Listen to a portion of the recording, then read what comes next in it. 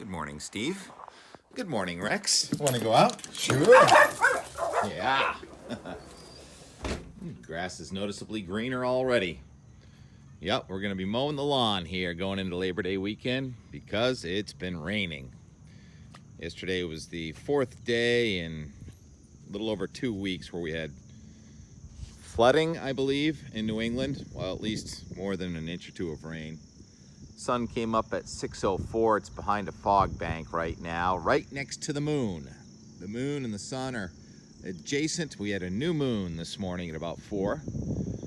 And patchy fog. You know what I say about fog? Future snow. Actually, that's what I say when it's winter. In the summer, I call it future rain. And it may actually rain a little bit today. Scattered showers are possible. Come on, focus. Fishermen are going out into sort of a little bit of a headwind. The air is coming in from the east and the northeast as high pressure moves to the north. Still rather sticky. How much rain this week? Still rather sticky outside. Dew point is 74 on Nantucket. Yesterday's rain left the ground pretty wet. I think it was the third day of downpours this week. My sunflowers survived that squall. I wasn't even home when it came through, but I was watching my webcam. Wow, looks like lightning hit right over there in Germantown. There were a lot of lightning fires yesterday. What a crazy day yesterday was, above and beyond the call of the forecast, wouldn't you say? When I left for Vermont, that was a whole beautiful tomato. Now it's just exasperation again, Tim. Calm down. The tomatoes are getting too big for their britches, but maybe I'll get another red one before. How much rain yesterday? It depends where you were. The radar estimates show inches and inches of rain there on the Connecticut Massachusetts border. Yeah, I was in New Hampshire for the downpours, watching on the radar, and we drove through them too yesterday. I'll show you that. Look at my rain gauge. Can't see it. It's all dewed up. There we go. Okay, this is the most rain I've had in the gauge since I got it back in the beginning of summer. 0.8567, 0.87 here. And yet the rain gauge at Logan, right over there, where the weather looked just as bad, only came in with 0.4 of an inch of rain. In Connecticut, Scott Dunlop. Slobberknocker. What's a slobberknocker? He said it was the first time he's gone to the cellar because of lightning. It can be scary, that's for sure. I think that was the tornado-warned storm there near Hartford, Connecticut yesterday. I don't think we verified on any tornadoes, but in northern New Hampshire we did verify on 2-inch diameter hail in central and northern New Hampshire. And I was pretty close to those storms. So what's happening now? Well, the front has just moved just south of New England, but there's enough moisture and instability, and there could be a scattered shower or a thunderstorm today, but nothing big. Tomorrow looks like a brighter, drier day. 70s at the coast, 80s inland. It's not that windy, but it is coming in off the ocean, so maybe not the nicest beach day today, but I think this fog will give way to sunshine before that scattered afternoon shower. You can see it right there in Connecticut. There's that little bit of green, but it could happen just about anywhere, especially from Boston south to Cape Cod. It's not going to ruin our picnic, though, in South Dennis. Got to go shopping. Got to go buy like 100 hamburgers and hot dogs right now. I've never done that before. And then the forecast is for a warm-up on Monday and Tuesday.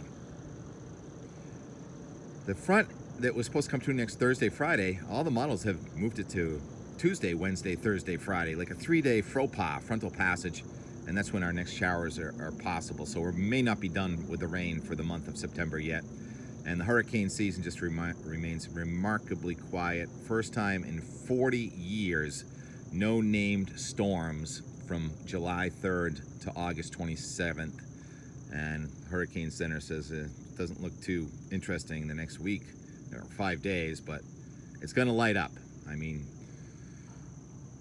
differential heating of the Earth's surface means that it's hot at the equator, and it's the role of the hurricanes and tropical cyclones to move that heat toward the pole, but it also happens with all these flooding rains that you've been hearing about. So what we lack in tropical cyclones, we make up for flooding rains around the hemisphere. I did see what's happening in Pakistan, and that's a total disaster. So I should feel fortunate that this is all that happened to us yesterday on our ride home from Vermont.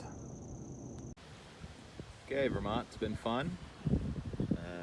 We're out headed south, and that bridge that we went under twice in boats, or 4 times really in the last couple of days, is up right now.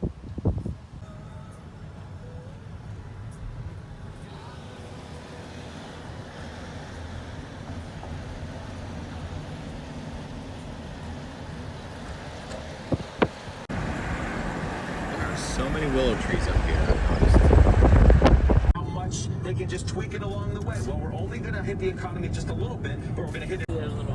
Dashboard says there's some rain up ahead. We actually have a severe thunderstorm watch in effect, and we're chasing them down. Route 89 in Vermont, where the Green Mountains are very green. Been plenty of rain up here.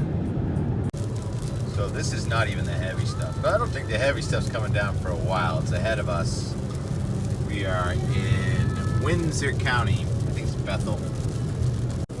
Well, yeah, we got a couple hands on the wheel anyway. What's going on in South Albany, New York right now? That looks like a bow echo. We're gonna have to take a look, do a little interrogating. Yeah, looks like we may have our first tornado warning headed into Berkshire County. It's just about 2 p.m. We're in Vermont, where, as I said, the Green Mountains are plenty green. Pretty much every bridge we go over is under reconstruction. This one's the Connecticut River, so we're going over another state line. There's the Connecticut River, and now we're in New Hampshire, we're in Vermont, and we've entered a severe thunderstorm warning. Exit 12, New London, Sunapee half mile. Heaviest echo that we've encountered on the ride home is right over there. We'll see what happens. I'm right. We said I'm right. This thing. It's from Tennessee, and the name of it is Hurricane. Is that a white squall up there?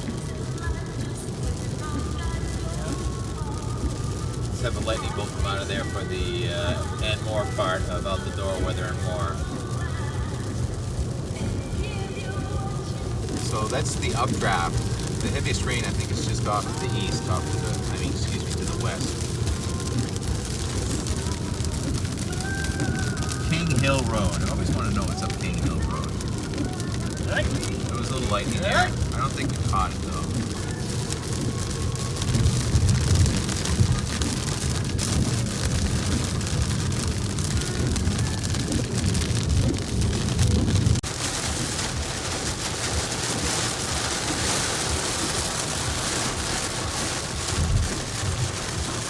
Right, we beat it. No, we got the wind here too. The fact that it's going uphill is probably preventing the deep puddles and flash flooding. Got plain clothes 1/2 mile. Imagine the construction crew is on break right now.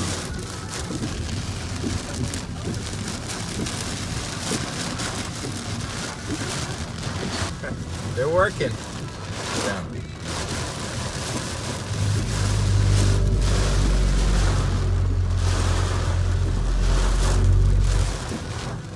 Do your job, right, Phil?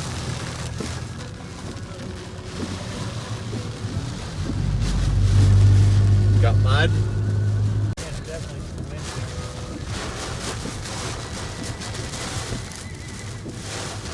Yeah, those trees are moving.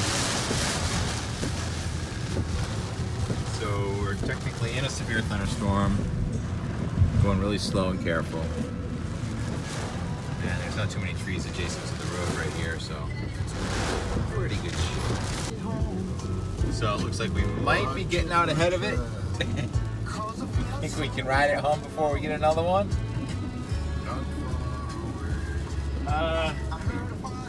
Maybe. Yeah. No. Got some wind here. Kind of riding the wave.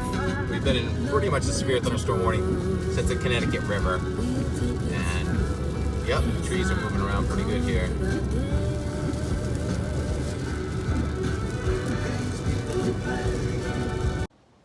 We rode out ahead of the wave back in Bradford Woods where we started like 48 hours ago.